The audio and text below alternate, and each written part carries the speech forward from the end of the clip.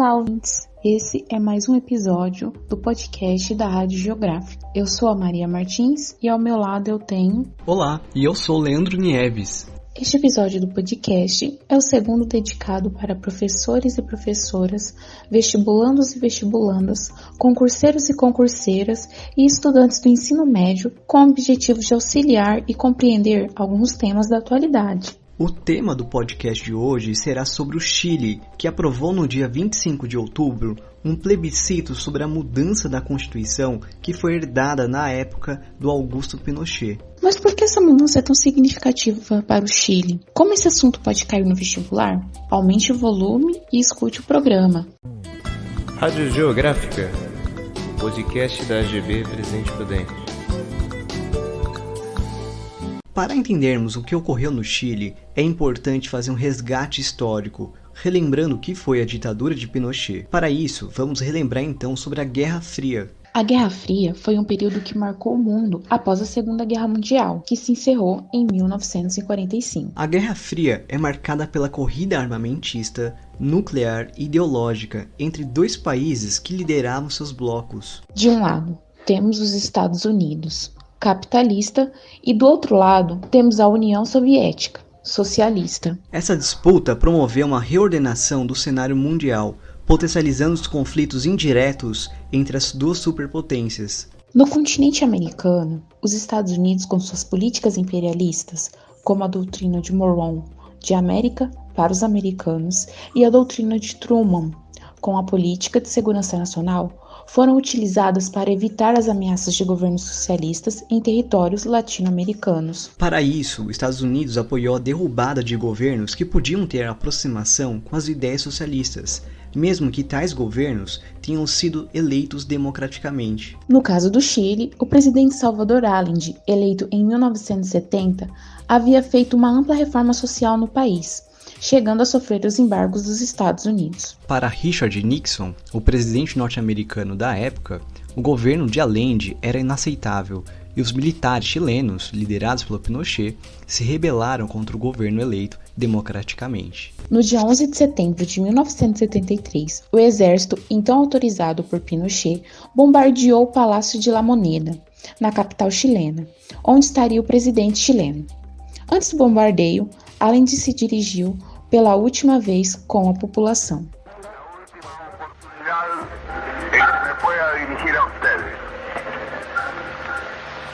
La Fuerza Aérea ha bombardeado las torres de Radio Portales y Radio Corporación. Yo no voy a renunciar. Tienen la fuerza, podrán avasallarnos, pero no se detienen los procesos sociales, ni con el crimen, ni con la fuerza. La historia es nuestra y la hacen los pueblos. La historia lo juzgará. Ustedes, sabiendo que mucho más temprano que tarde, de nuevo abrirán las grandes alamedas por donde pase el hombre libre para construir una sociedad mejor. ¡Viva Chile! ¡Viva el pueblo! ¡Vivan los trabajadores! Estas fueron mis últimas palabras. Tengo la certeza de que mi sacrificio no será en vano.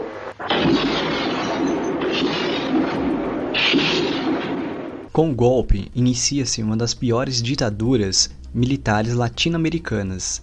São mais de 3 mil mortes, 40 mil pessoas torturadas, 15 mil livros queimados e entre outras barbáries. Na dimensão econômica, o Chile foi o primeiro país sul-americano a aderir às políticas econômicas dos chamados Chicago Boys, que foi popularizada no final dos anos 80 e 90 como neoliberalismo. Essa corrente de pensamento econômico defende o Estado mínimo, a abertura comercial, privatizações, desregulamentação financeira, legislações ambientais e trabalhistas frágeis que vêm decompondo a qualidade de vida da população no Chile, no Brasil e em várias partes do mundo. Em 1980, Pinochet privatizou as aposentadorias dos chilenos, incluindo as dos funcionários públicos. Além disso, foram feitas várias privatizações de empresas estatais e até do Programa de Saúde Pública, o SNS, Sistema Nacional de Saúde. Fim do Fundo Previdenciário Coletivo com a capitalização. A economia chilena sofreu altos e baixos momentos, sendo colocado para os liberais como exemplo a ser seguido. Por meio de um referendo em 1988, encerrou-se o governo de Pinochet e a ditadura militar. As consequências sociais foram negativas, pois o país não tinha seguro de saúde universal, seguro-desemprego, gratuidade no ensino superior e nem pilares no sistema de pensões. E nesse sentido, das consequências neoliberais do Chile e da falta de proteção social e aumento do custo de vida da população, é que saltamos no tempo para 2019, com a origem dos protestos que revolucionaram o Chile. 18 de outubro de 2019. O presidente chileno Sebastián Piñera anunciou medidas de aumento da passagem de metrô. A população se enfureceu, gerando intensos protestos, com saques, depredações de espaços públicos e privados, incêndios e confrontos com a polícia. Até novembro, ocorreram 23 mortes e mais de 2.000 feridos.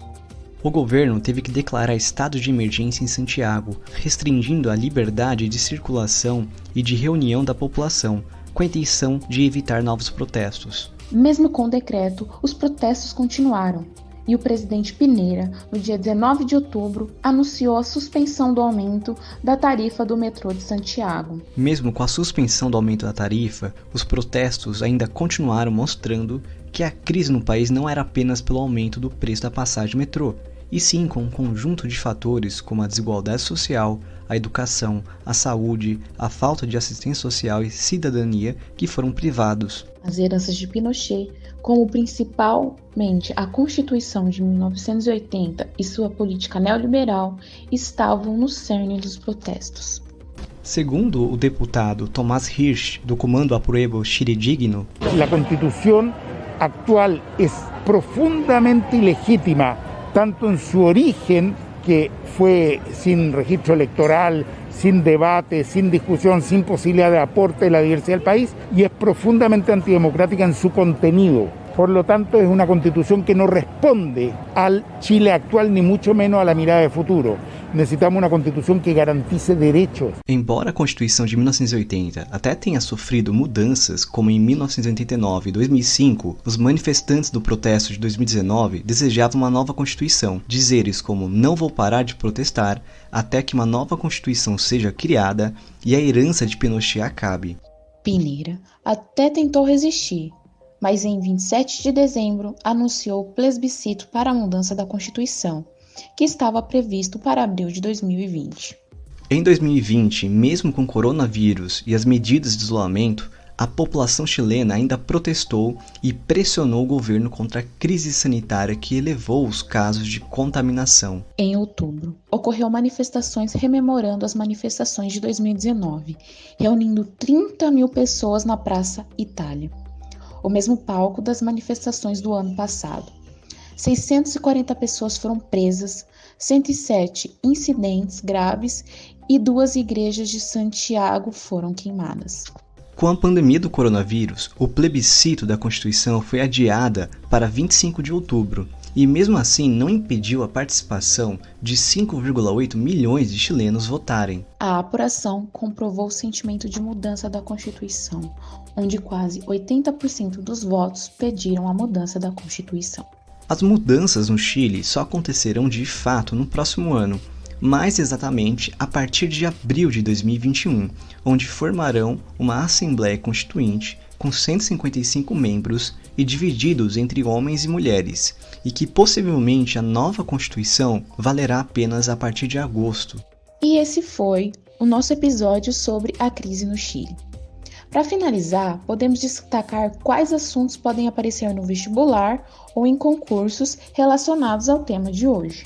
Os principais temas relacionados são o contexto das ditaduras militares na América Latina, como a Guerra Fria, a atuação dos Estados Unidos com a doutrina Truman, as consequências econômicas e sociais do neoliberalismo e até comparações com outras doutrinas econômicas, como o keynesianismo e suas políticas de bem-estar social.